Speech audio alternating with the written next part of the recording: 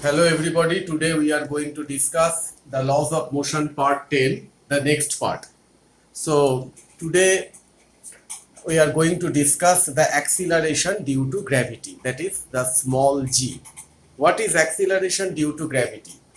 Galileo found that he did an experiment, he performed an experiment where he found that irrespective of the mass and irrespective of the size of the object, if there is no frictional force or any resistive force offered by the air, then all the objects, irrespective of their mass, irrespective of their shape and size, they actually, if they fall from a certain height simultaneously, they will reach the ground at the same time. According to his conception, if there is no resistive force offers, if you take a stone and a feather, both of them, they will actually reach the ground at the same time if they are falling from a certain height simultaneously. If they are falling from a certain height, if they are released from a certain height simultaneously, then they will reach the ground.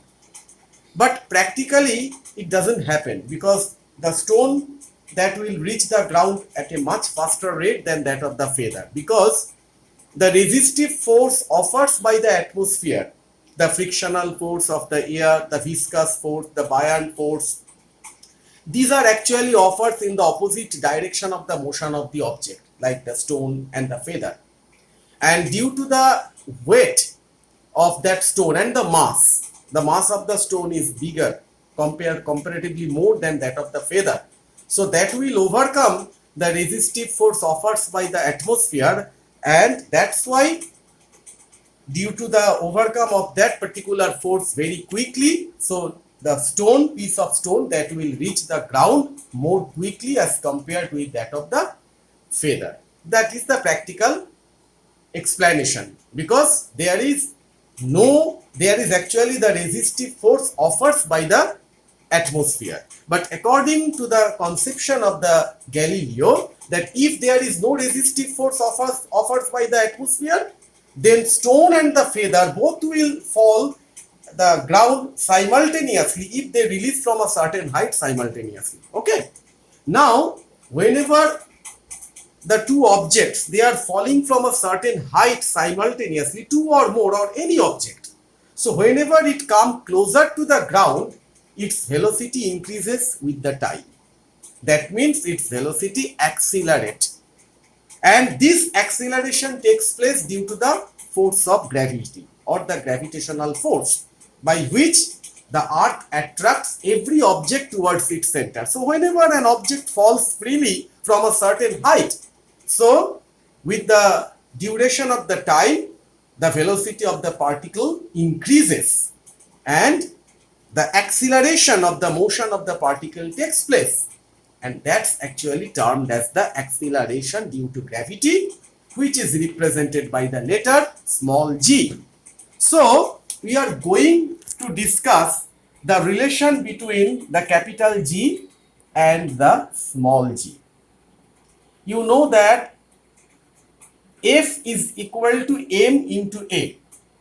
Or if you think about the Newton's laws of gravitation, you may express is F equal to capital G into capital M into small m by r square, where G stands for the universal gravitational constant, M stands for the mass of the earth, small m stands for the mass of any object which is situated on the surface of the earth, and capital R stands for the radius of the earth. And according to the Newton's second law of motion, F equal to m into g, F equal to m into a. So if you replace F is equal to m into a, that is the mathematical expression for the Newton's second law. Now if you remove that a with the acceleration due to gravity, so F equal to m into g. So comparing these two equations, you may write m into small g equal to capital G into capital M into small m by r square. Small m cancelled from both the sides, So small g equal to capital G into capital M by r square. So here it is the relation between the acceleration due to gravity with the gravitational constant. So the question may come directly that write the relation between the acceleration due to gravity with the gravitational constant, then you have to write only this equation. But if the question come in that way that obtain the relation between the gravitational constant and the acceleration due to gravity, then you have to show all these steps, and in that case it will carry 2 marks. So here the point of learning is the definition of acceleration due to gravity and the relation between the gravitational constant and the acceleration due to gravity. Okay. Now the next part you have to learn, that is the equation for a free falling body, and it is very much related with the Newton's laws of motion. The equation, you know that V is equal to U plus AT. So if you replace that A with the G, so V is equal to U plus GT.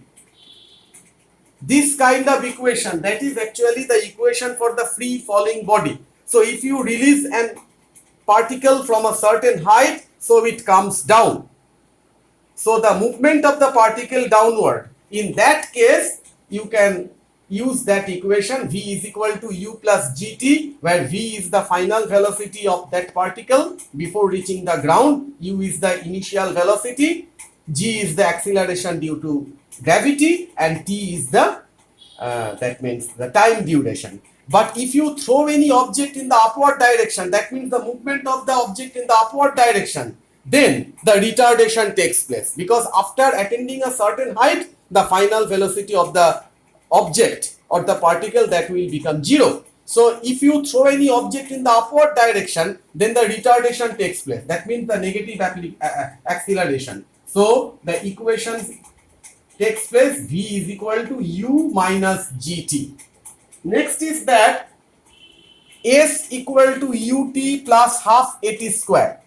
Instead of that, you may write H equal to UT plus half GT square, where H stands for the height from where the particle is coming from a certain height, it covers a certain distance. So H means the height, U is the initial velocity, as usual, T is the time duration. So this equation applicable when the particle is moving in the downward direction. But if it moves in the upward direction, then the sign should be negative, because the retardation takes place. H is equal to UT minus half GT square. Okay. And the next equal to V square equal to U square plus 2AS. Instead of that, you may write V square equal to U square plus 2GS. And now you may replace that S with the H.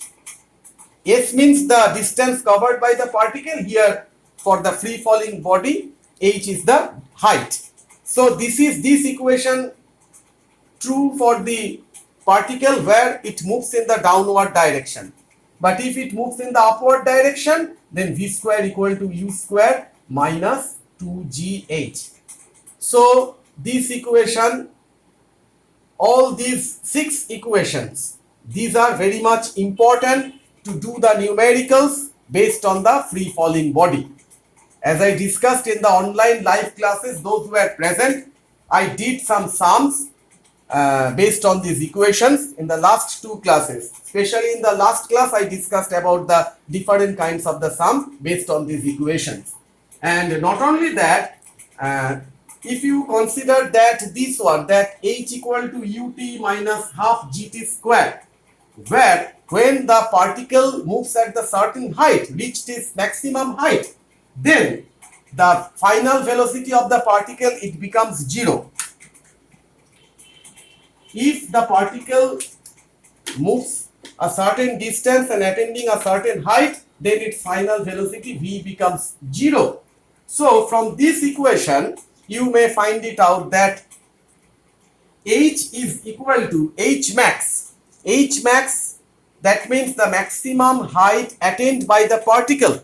H max is equal to u square by 2g. That means if you throw any particle in the upward direction, it attains a certain height, and then the value of v that becomes 0, and then you can find out the from this equation h equal to ut minus half gt square. Put the value u equal to 0 here. That means 0 into t minus half gt square, that is h. So from this equation you may get that relation that no, I am gt square u square by 2g, u square by 2g. It's actually related from this equation. Yeah. V square equal to u square minus 2gh. From this you can find out that final velocity 0, u square minus 2gh, that is 2gh equal to u square. So h equal to u square by 2g. You just memorize this relation that maximum height attained by the particle h max equal to u square by 2g, and the time taken by the body to reach the highest point, consider v is equal to u minus gt, the time taken. So v is equal to 0, so u minus gt, so gt is equal to u, so it comes t equal to u by g. Remember this equation also, t is equal to u by g. That actually explains you the time taken by the body to rise the highest point, and the duration of the total time when if you throw any object in the upward direction, the retardation takes place, the final velocity 0, and then it comes back to the original position. Say t1 is the time taken to cover that height, and then t2 is the time taken to cover this distance, and t1 and t2 both are same. So the total time taken, t is equal to t1 plus t2, so u by g and u by g, so it comes 2u by g. So t is equal to 2u by g. That is also the important equation which actually explains t is equal to 2u by g. That also explains the total time taken by the particle to cover the total distance. So along with these equations, this h max, h equal to u square by 2g, and the total time taken 2u by g, these are very, very important, and I did some numericals also in the online classes. So in the next day I will discuss little bit numericals. Those who are absent in my online class, I will explain that one on the basis of this equation in the next class. Okay, thank you.